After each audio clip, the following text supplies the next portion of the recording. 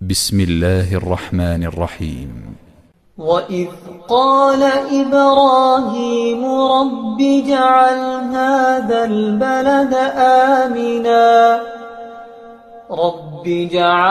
هذا البلد آمنا واجنبني وبني أن نعبد الأصنام رب إنهن أضللن كثيرا من الناس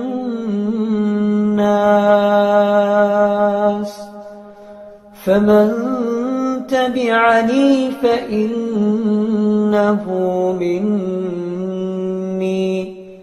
ومن عصاني فإنك غفور رحيم ربنا إني أسكنت من ذريتي بواد غير ذي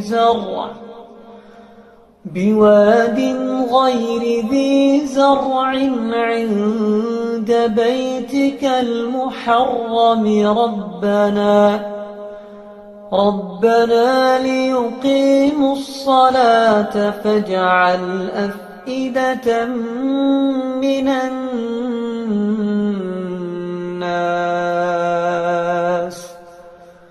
فاجعل أفئدة من الناس تهوي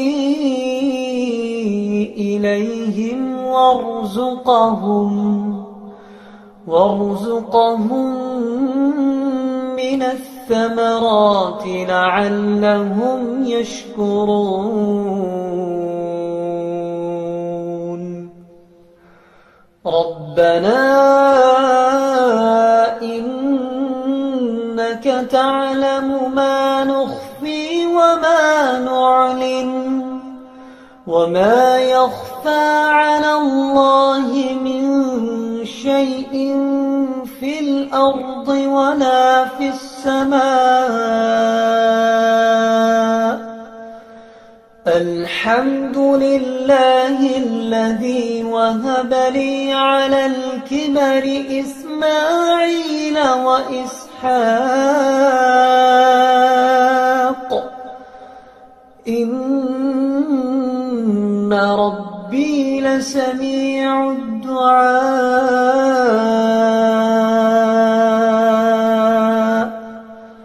رب اجعل لي مقيم الصلاة ومن ذريتي ربنا وتقبل دعاء ربنا اغفر لي ولوالدي وللمؤمنين يوم يقوم الحساب ولا تحسبن الله غافلا عما يعمل الظالمون إنما يؤخرهم ليوم تشخص فيه الأبصار مهطعين مقنعي رؤوسهم لا يرتد إليهم طرفهم وأفئدتهم هواء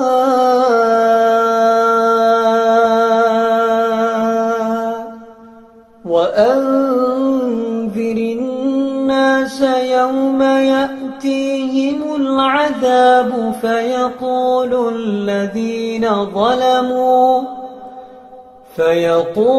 الذين ظلموا ربنا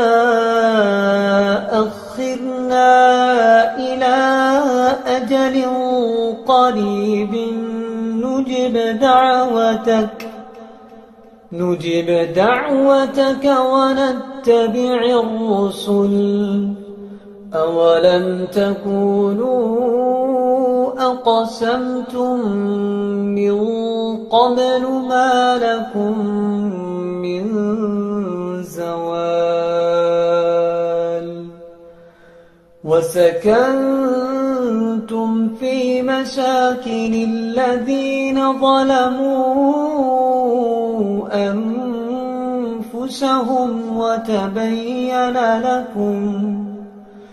وتبين لكم كيف فعلنا بهم وضربنا لكم الأمثال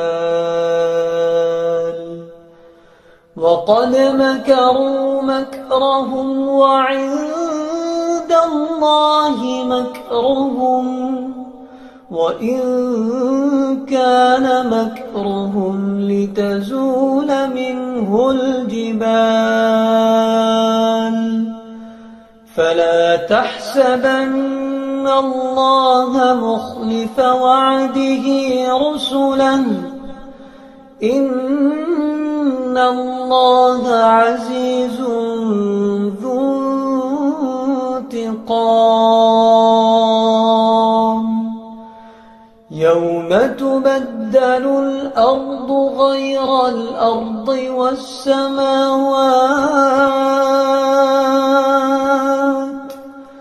وبرزوا لله الواحد القهار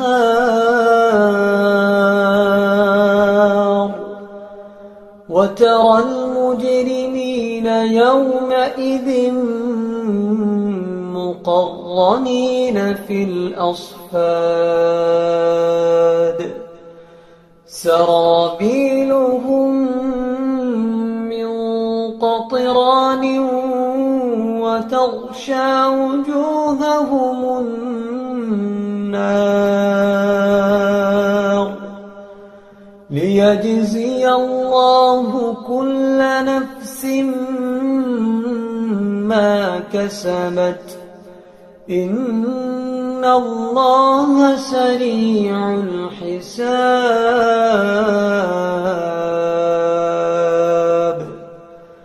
هذا بلاغ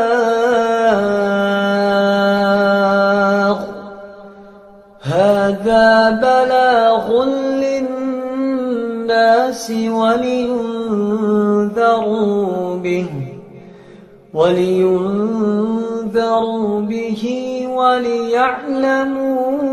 أنما هو إله واحد